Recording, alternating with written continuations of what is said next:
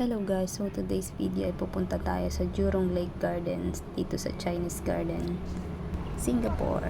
So, ang ganda guys ng weather ngayon. Akala mo lang napaka lamig no, pero super duper init yan. So, it's 10 AM pero marami ng tao. Napakagandang lugar. Siguro best time pumunta dito ay mga 5 PM. Kasi kung sasabayan mo yung init ng panahon, oh my god, matutuyo ka guys. So better to bring water bottle kapag pupunta ka dyan. Magaganda yung actually kakabukas lang nito kung hindi ako nagkakamali few months ago. Tapos ito yung first time na punta ko dito, kaya medyo nagandahan ako ngayon. Doon sa kabila nga pala is maganda rin, pero hindi kagaya nito ka-develop. So, umakyat nga ako dyan sa may bato-bato. Parang kuweba style yan. Tapos, merong mga tao doon sa taas, kaya hindi na rin ako nagtagal. So, maganda siya. Mas malamig yung klima dito sa taas.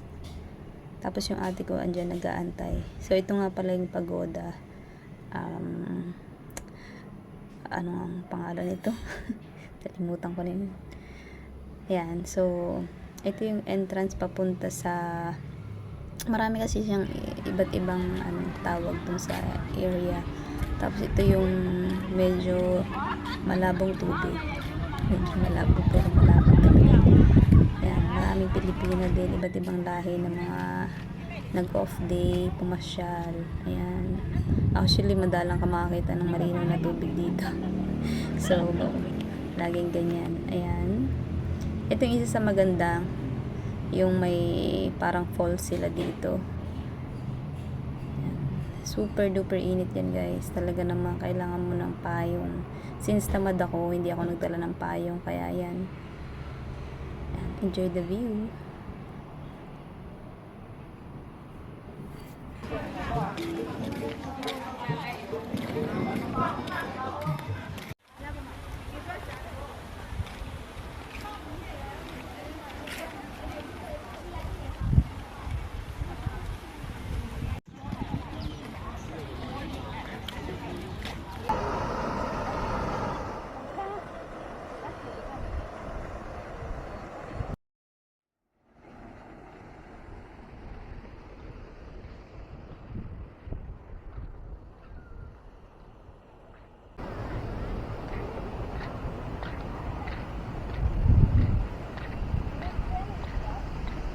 Oo.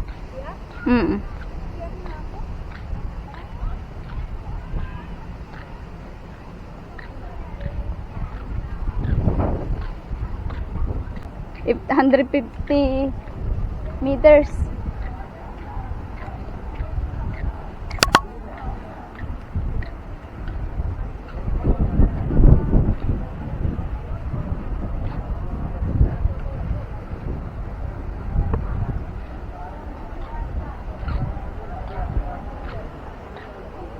Ito nga pala yung area na sa may CR guys. Actually kahit saan ka naman magpunta ditong kanto, may maraming CR at malinis, may tubig din.